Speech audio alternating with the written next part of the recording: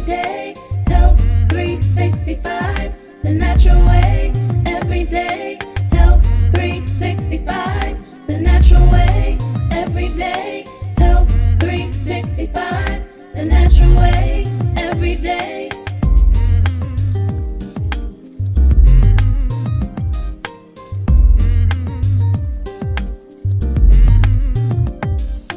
Health 365, the natural way. Every day. Health 365, the natural way. Every day. Health 365, the natural way. Every day. Health 365, the natural way. Every day. Health 365, the natural way. Every day. Health 365, the natural way. Every day. Health 365, the natural way. Every day. Health 365, the natural way. Every day. Health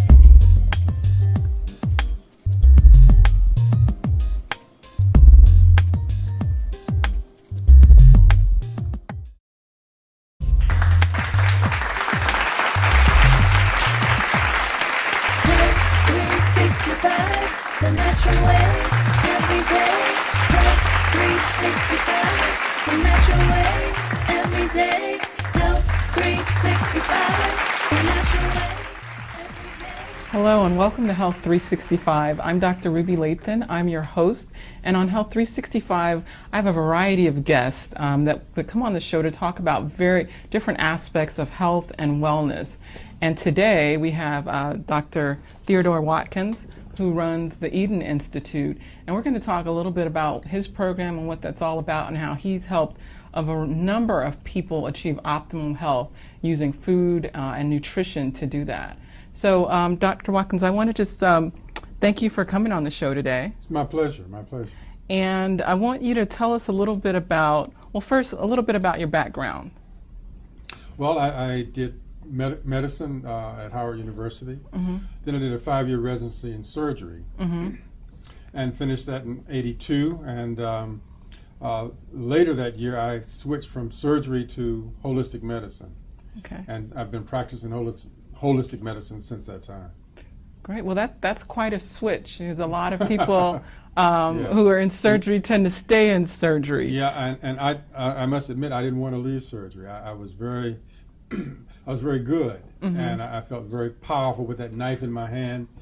But I was impressed that I should leave surgery. That the real need was more of alternative medicine, more of lifestyle, and really the last 2 years of my residency, I was agonizing with the decision. So it wasn't something that I just upped and did. Matter of fact, I really almost didn't do it. Really? But I must admit that as I look back, I'm not sorry at all for what I did. Sure. So what gave you the final push to go ahead and make such a significant change? Because I imagine it's not only a significant change kind of in career, but also financially as well. Well, I actually, in talking to some friends, and the last friend was a guy, Dr. Plotter, who was the associate director of the Viral Institute at NIH, and we had done a lot of things together. And I called him up, and because I was really stressed about this decision, and I said, I feel that the Lord is trying to lead me to do this alternative medicine, but everybody tells me I'm crazy to consider leaving surgery. And what do you think? And he did what no one else did. He actually listened to me. Okay. And I sort of indicated what I thought I would be doing and the benefit that would be derived from making such a switch. And then he encouraged me. Great. And that was, I guess, all the impetus I needed to make the move. Great. Well, it sounds like it's been a good move so far. It has been a good move. So how long have you been practicing the alternative? Since 1982. Since 1982. Okay, so you've got a wealth of knowledge on this then. Hopefully I've gained some knowledge over the Right. years. Well, I came into contact with you a little while ago when I heard about what you're doing with the Eden Institute. So I want to talk a little bit about that and the type of clients you see right now. So what is the Eden Institute and what is it all about? Well, just a little in the way of background. I've been in solo practice most of my career. For a short time, I was in partnership, but for the most part, I've been in solo practice, and done various things in the area of alternative medicine. I work with seniors. I work with church groups and different organizations to try to help them to understand the benefits of lifestyle. And I started doing a lot of writing and sort of getting the big picture, planning as to what I wanted to do and what I thought needed to be done. And as I looked at it, I realized that what I really want to do requires more than me. Okay, usually does, right? And so I started putting together an organization of really sharp doctors, nutritionists, exercise physiologists, psychologists, psychiatrists, etc. Right. Health educators, nurses, to help go into the community and change people's lifestyle. And that's basically what the Eden Institute does. It works with churches, community groups, helping them to change their lifestyle. Okay. And in so doing, gain the benefits of this healthy lifestyle. Okay. So when people decide to sign up for your program, or what are some of the main reasons they're doing so? Is it kind of after they've tried a bunch of different things, or is it for weight loss? And what's the main Probably, things you hear about? If I looked at the main, the number one thing, it would be weight loss. Okay. People want to lose weight. Diabetics, they hear of the tremendous benefits of changing their diet, getting on a different lifestyle, what it can do for diabetes. Right. And then, I do a lot of speaking, and so people hear me talking about that 9 of the 10 of the leading causes of death in this country are preventable and reversible. Right. And so they're interested in saying, well, does this apply to me? Absolutely. And I'm glad you brought up about obesity. As you're seeing, people are more interested in that and trying to lose weight, because that's we're in an obesity epidemic right now, as we know, especially with childhood obesity as well. And there's a big push to do something about it early on. So a lot of people are interested in that. We know that obesity leads to several other diseases. Well, actually, depending on your source, obesity and some studies have actually overtaken smoking as the number one cause of death in this country. And Wow. So the way we approach obesity is we're interested not just in helping a person lose weight, but helping the person change their lifestyle so that Right. the weight will stay off. Exactly. Because it's easy to help a person lose 10, 15, 20 pounds. But keeping it off is a challenge. Right, and that's what is so difficult, because I know probably people who've come to you have tried many diets That's right. before, I've tried many, and many they've other gained their weight programs, back, and lost weight, gain it right back. right. And so, what are some of the results that you've seen, I'd say, for keeping off the weight, if that's been the reason that people have come? Well, and I must admit that I've gone through the yo-yo myself with our clients, and what I've come to realize is that we have to not only change their behavior, we have to change their thinking. We have to Right. change their feeling. How they feel about themselves, how they feel about where they're going with their lives, and so that's why we approach this thing from a holistic perspective. I remember when I was in medical school, my freshman year, one of the professors said that health is more than the absence of the disease. Health is more than the absence of the disease. And I thought the man was crazy. Right. If you don't have diabetes, if you don't have heart disease, if you don't have cancer, you're healthy, right? No. Health is more than the absence of disease. And so what we have had to do is help people look at themselves, just today, a lady came in and she had a whole list of things that complaints, concerns that she had. Sure. And I started out by asking her, what makes you excited about life? Okay. What gets you happy? You know, what is it that you feel God's purpose is for your life? Right. And when she left, she just hugged me. She was so happy because what she started realizing that many of the problems that she was having was not the problem. Right. The problem were other things, things. That were more intangible. Sure. Okay. So what's typical? Let's say I just signed up. I want to get healthy. I want to lose weight, or I just want to improve my health, or even I have something like diabetes. What kind of regimen would I go through if I signed up? After we brainwash you. After we reset the mind. After we reset the mind. Okay. Then we start you on a plan. And there are basically four things that I think are very, very important in terms of lifestyle. One is stress reduction. Okay. You know, and because stress is a major factor in our lifestyle. And so stress is very important. Exercise is extremely important. Absolutely. A consistent, persistent exercise program that includes both aerobic as well as resistance training. And then we change diets. We focus on, as you know, a low-fat, low-protein, high unrefined carbohydrate diet. And lastly, we use fasting and fasting, cleansing, detoxification, depending on how you want to describe it. We use that as a very, very important component of our program. Okay. So when you talk about, you mentioned low fat, low protein, kind of complex carbohydrate, unrefined carbohydrate type diet. That might sound a little different from what most people hear, because a lot of times we're hearing about diets, it's high protein, you know, you need more protein, especially if you're exercising. You should stay away from the carbs and that type of thing. So, well, you know, it sounds good, but it's unscientific. You know, I often will make the statement that we don't need protein. And I'll sort of let that let that marinate for a minute. Marinate, you know, and then I'll tell people, well, what you really need is amino acids. Okay. Because if you eat protein, the body has to break that protein down into its constituent amino acids and then build the specific protein that you need. Okay. All right.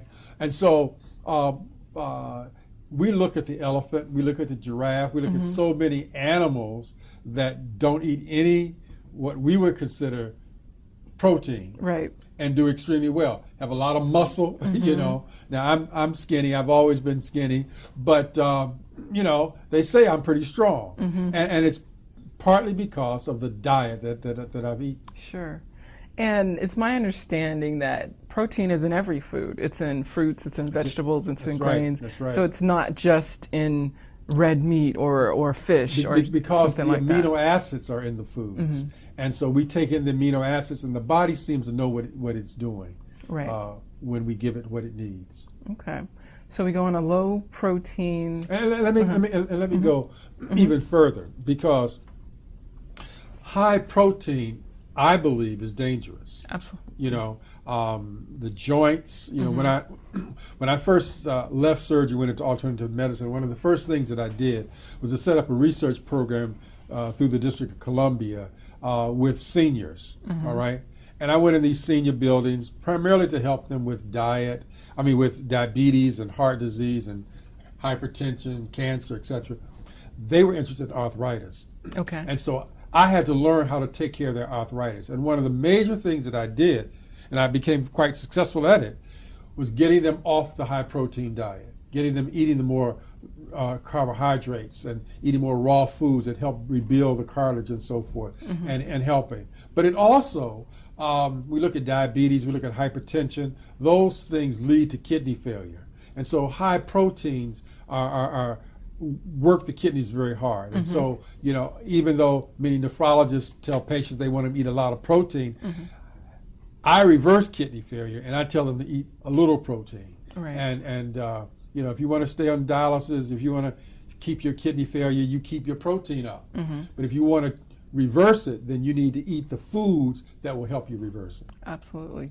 There's also research that shows high protein diets lead to more instances of cancer and diabetes and other heart disease and things like that. Especially animal-based protein. Exactly. And whereas plant-based protein did not have that same effect. It had the opposite effect. And it was very interesting. I guess he's still chairman of the Department of Transplant Surgery at Howard. Once called and asked me to go with him to Vancouver to speak to a group of transplant surgeons. Okay. And he was one of my attending physicians when I was in surgery. And so when we met, I said, well, why do you want me to go? Because I don't do transplant anymore. You know, and when I was in surgery, I mean, I was really gung-ho and got very good results with the team. And he says, I want you to go, Ted, because I want you to tell these surgeons what you tell your patients. Right. Because he says, the patients that I see of you, your patients, Right. do better than all of my other patients, Sure. you know. And it's because I teach them the principles of eating that low protein, high unrefined, low fat diet. Sure. Okay. Unrefined carbohydrate. Absolutely. Well, I think we're going to take a break, and then we're going to come back and talk a little bit more about the fasting and juicing and other components of your program. So, Sounds great. right, we'll be right back.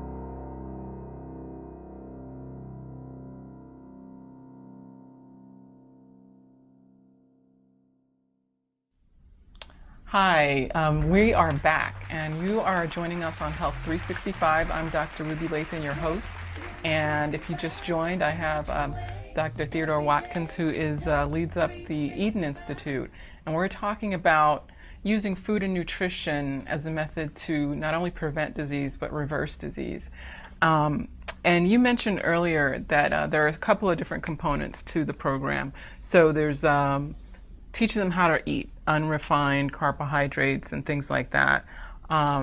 What kind of carbohydrates? Just wanted to pick up on that. So, because a lot of people hear that word, yeah. but they don't know what that means. Fruits, vegetables, whole grains. Okay. In particular, you know, some nuts which have a lot of fat and protein, but those are the primary foods that we try to get. So I saw a commercial. Beans. Okay. Lots of different kinds of beans. I tell people, I have a little joke. I say I used to eat beans because I was poor. I'll now eat them because I'm smart. You Exactly. know, because beans are such a good food. They are, absolutely. And they have that protein that we're Yes, talking they about. have it. The good protein. A bit more than your regular other fruits and vegetables. Exactly. Right. Now I saw a commercial that said Fruit Loops made with whole grains. Now, is that the kind of carbohydrates your folks would be eating? No. The processed foods really are dangerous, and so you know, if you want to get your strawberries in your ice cream, we wouldn't consider that a good fruit.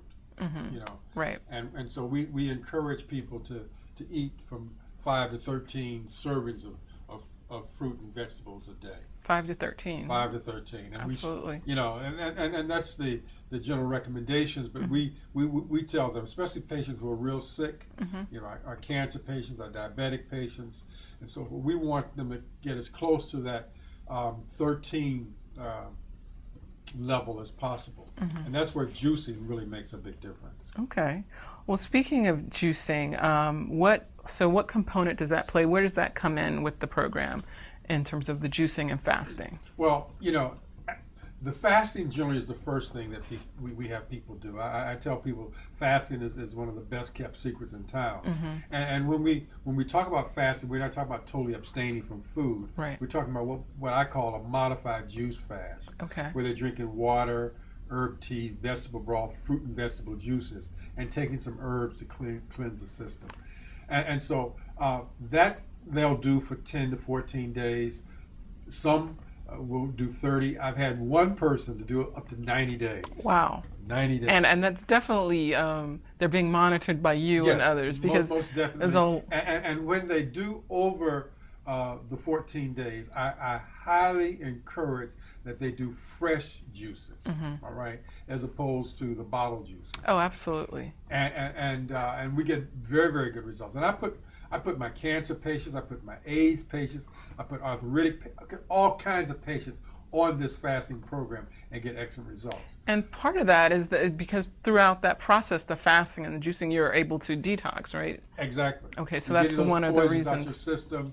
And it also helps to retrain the taste bud. Absolutely. And then after the fast, one of the things that I encourage people to do is juice, Okay. because it's one of the simplest things to do, and yet you get a high level of nutrients from the juicing. So I would say, you said fresh juice, which is a lot different from going and buying your canned juice or bottled juice, right? Exactly. And is that because of the enzyme activity you would get from fresh fruits and vegetables as opposed to something that's been pasteurized? I encourage my patients to use 60 to 90 to 100% raw, depending on the situation. My cancer patients, for instance, I encourage them to go all raw for 6 In terms months of to a year. Their diet, you mean? Sorry, their Oh, diet so a is raw concerned. food diet. Okay. And the reason is, as you said, the heat alters the food significantly. It kills the enzymes. It alters all the vitamins, except to a moderate to significant degree, except niacin or vitamin K. And so it's very important, from my perspective, to get them to eat raw. Okay. And one of the easiest ways to get the raw is through juicing. Absolutely. Well, I brought my juicer here because I absolutely believe in juicing too. When I was recovering from cancer using all natural methods and nutrition, that was one of the things that I started doing. And I started juicing wheatgrass and carrot juice. And you can also, with carrots, sometimes people throw away the leafy part. Oh, no. But you can put that in a salad, you can juice it, the whole Juice it. thing is great for Yeah. you. With this particular juicer, you just put your vegetables right in through here and you're going to get your juice out at the bottom. And then you have the fiber from it, which you can save for a broth or something else, or even compost it for your garden. But it's amazing. Even in the juice itself, there's significant fiber, and people are not aware of that. You juice, you have to start having very good bowel movement, and one of the reasons is you have fiber, both soluble and insoluble fiber in the juice. Sure, because I know some people are concerned about that with juicing. They're saying, aren't you getting rid of all the fiber and just getting the juice? But you're not. But you're getting some of the fiber as well. And what makes juicing so much more powerful than, let's say, eating, maybe just a small plate of vegetables or something? Well, it's one of the things that I think is critical is that for certain diseases, such as cancer, for instance, we need high levels of nutrients. When I was in surgery, one of the discoveries that came out was hyperalimentation. Okay. Intravenous hyperalimentation.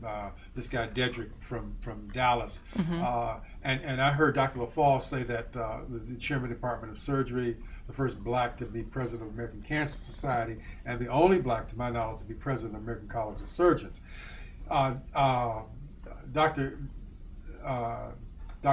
LaFall said that hyperalimentation was the most significant advancement in surgery in the last 100 years. Okay. All right, nutrition.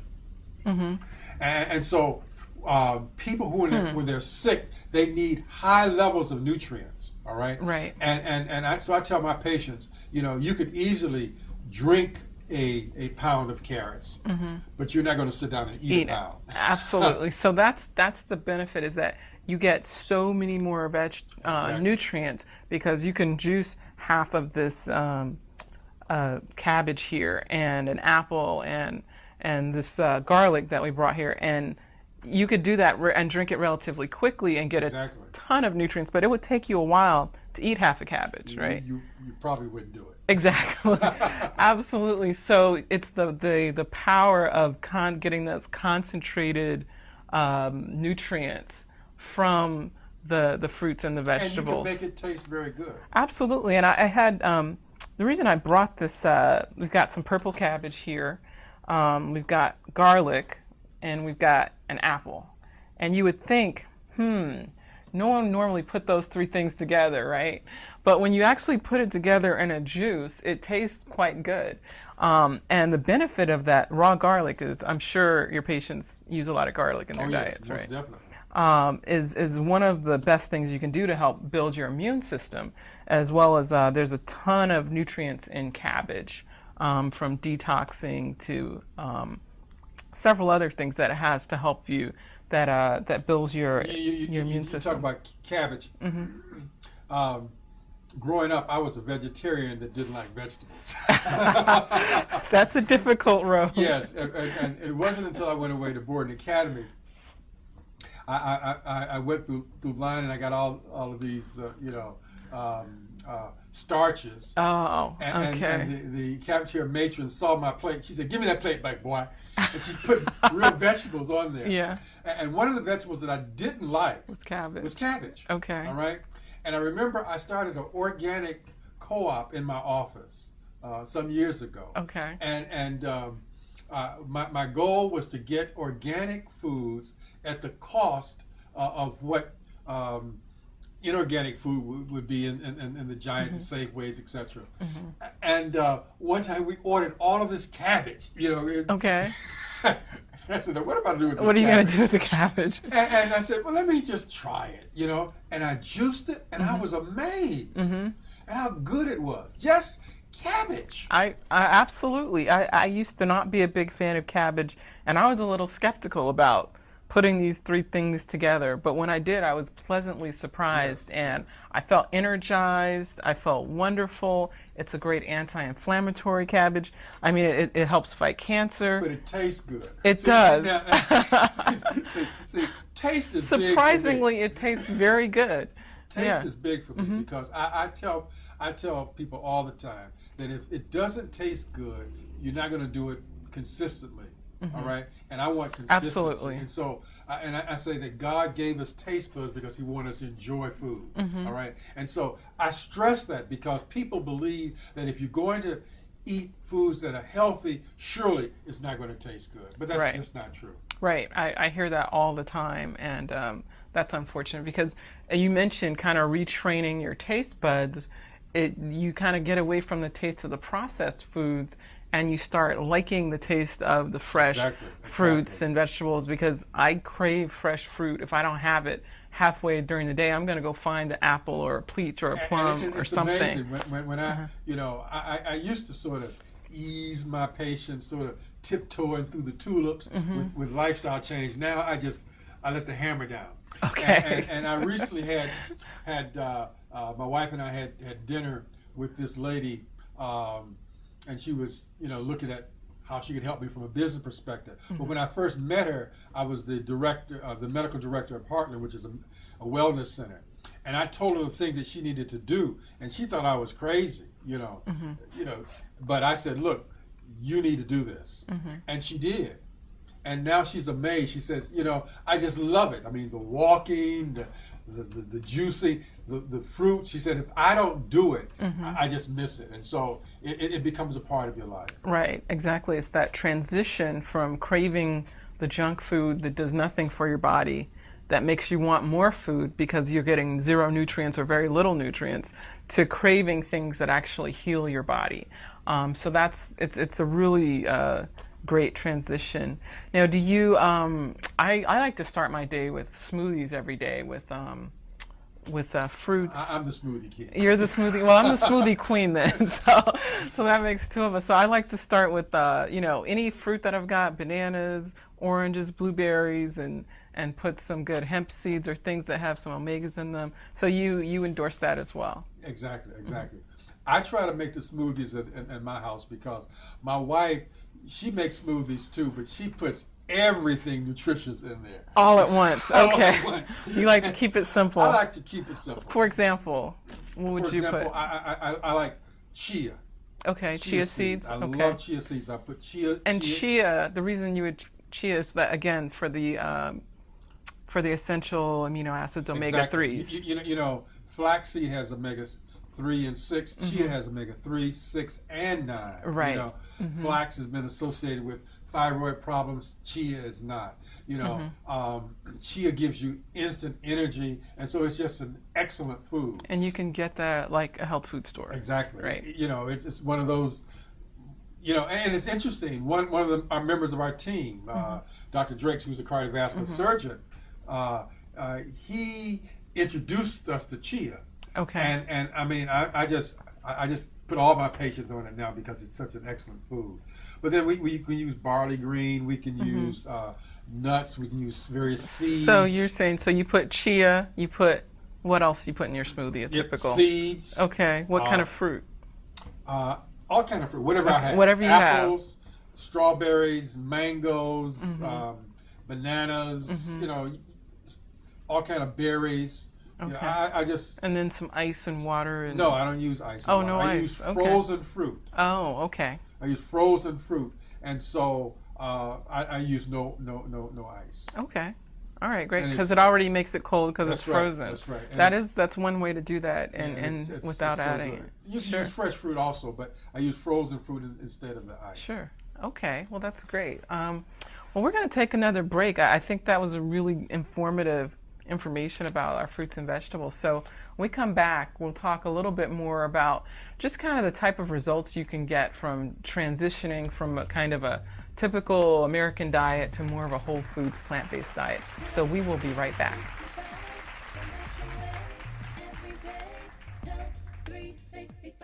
Everybody, come on and join us on the Christian Zone.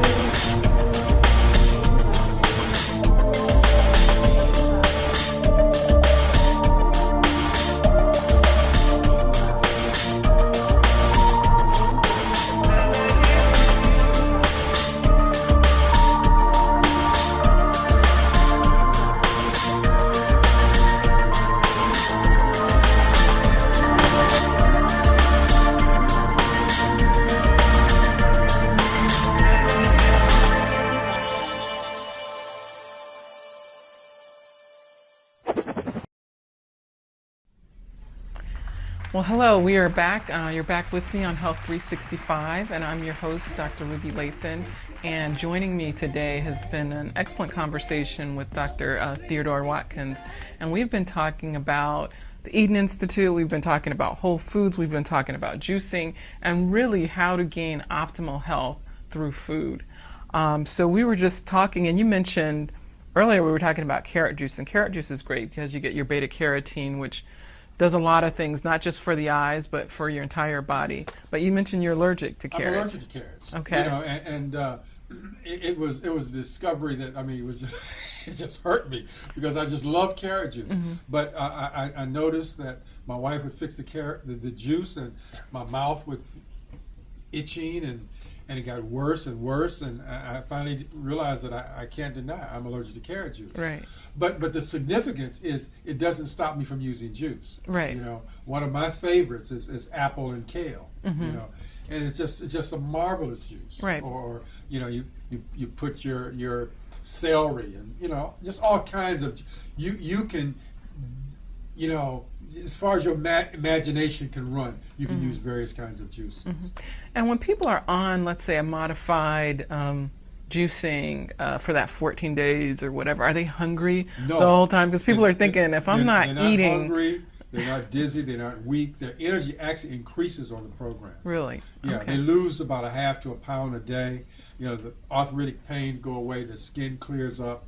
You know, most of my diabetics are off their medication 3 to 5 days. 3 to 5 days. For type 2 adult onset diabetics, they're off their medication in 3 to 5 days. That is astounding, I would have to say. Yeah. Because a lot of people, have been on those medications for years. I have a modified program that I put patients on that smoke, and I can get them off cigarettes in 3 days without withdrawals. Really? Yes, using herbs as well as the detox. That's right. And what do you? So it's just the abundance of nutrients that you're getting from the juicing and leaving out all of the other stuff. Exactly. That does that.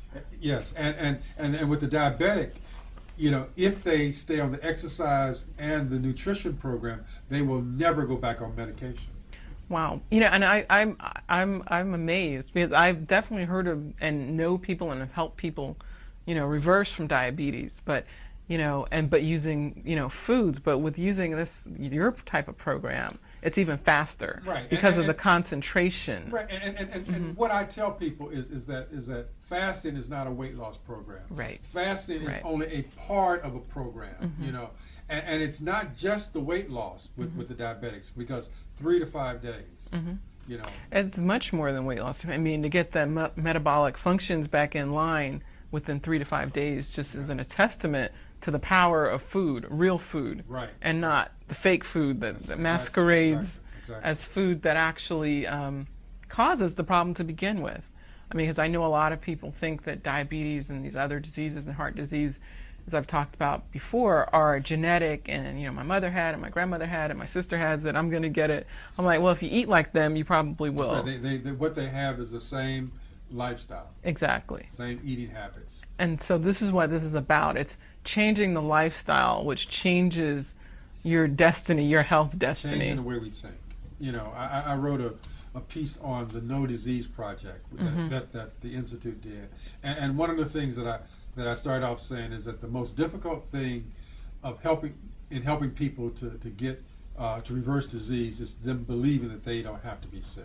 Absolutely. We just see ourselves as being sick. And we're destined. We think of it as and it's going to get worse. Older you get, the closer you get to disease. I mean, that's how we think these days. And I hate to say it, but that's also the thinking of the medical community.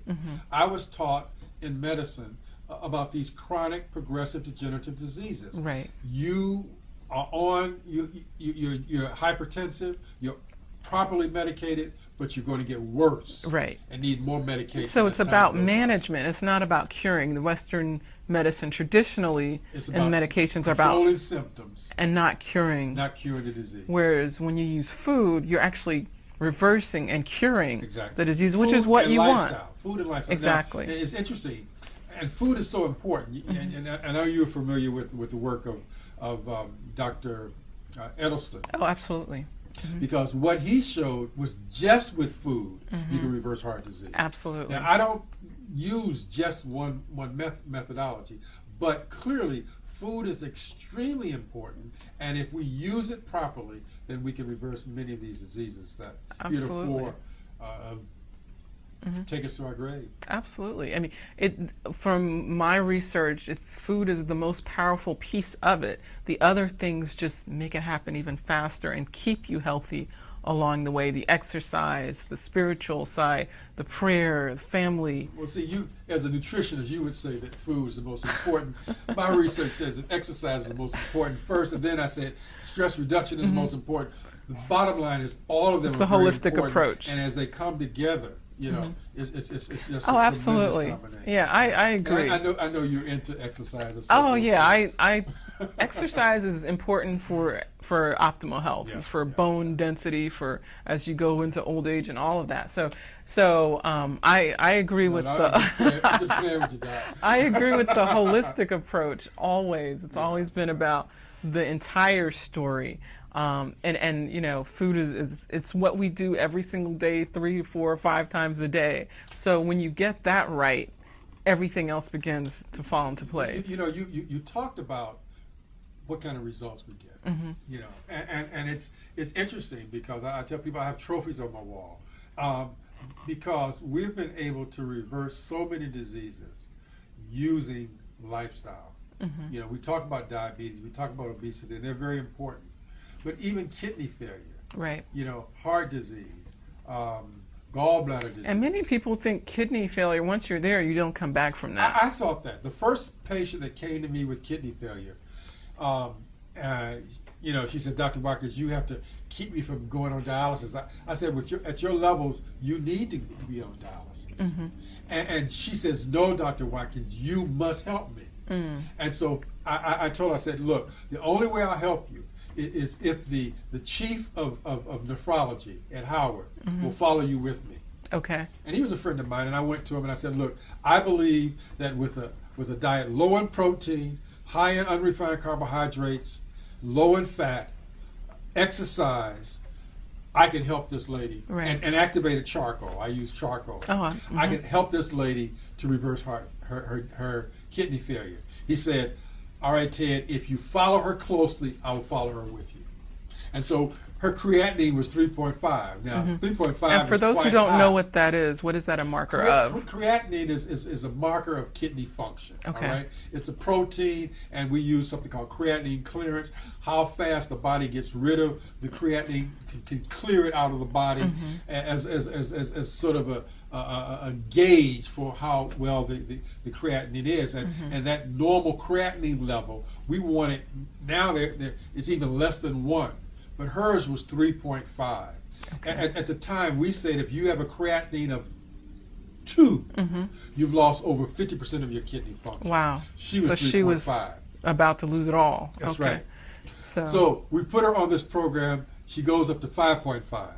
wow. Oh, Lord, we're in trouble. But since we started down the road, let's keep going.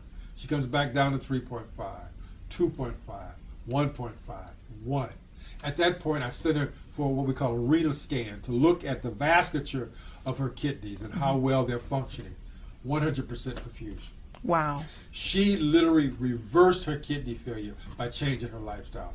And subsequent to that time, I've helped many, many other people. And now we even use something, coenzyme Q10, you know, because there's been studies to show that coenzyme Q10, when added to these other things, really makes a big, big difference in reversing kidney failure. Right. So that's a major thing. Why? Because in all of our communities, there's a dialysis unit. There is. Wherever there are poor people, there's a dialysis unit. That's true. And people are dying. I was at one conference and they said, this doctor was up lecturing. He said, tell your patients if they have diabetes and hypertension, they're going to get kidney failure. And I jumped up. I said, that's a ridiculous statement to make. Yeah. I said, you're telling these young doctors this. I said, what you should be telling them is to tell their patients if they don't change, Right. Absolutely. they will develop kidney failure. Right. He said, well, doctor, that's really what I meant. I said, but that's not what you said. Right. That's Well, not what you I'm said. really glad you were there to straighten that out.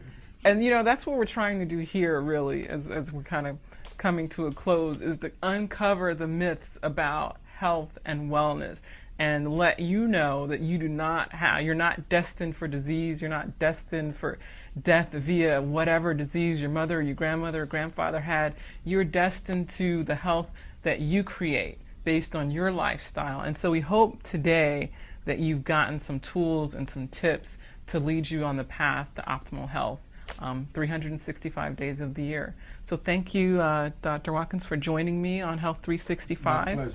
And we hope you out there will join us again. Thank you very much. Every day, Health 365.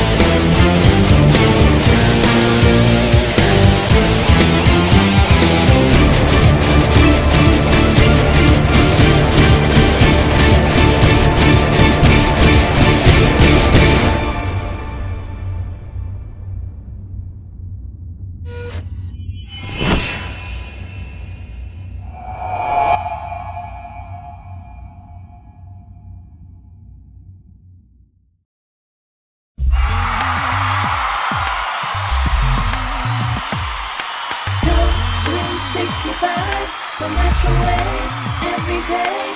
Health 365, the natural way, every day. Health 365, the natural way, every day. Health 365, the natural way, every day.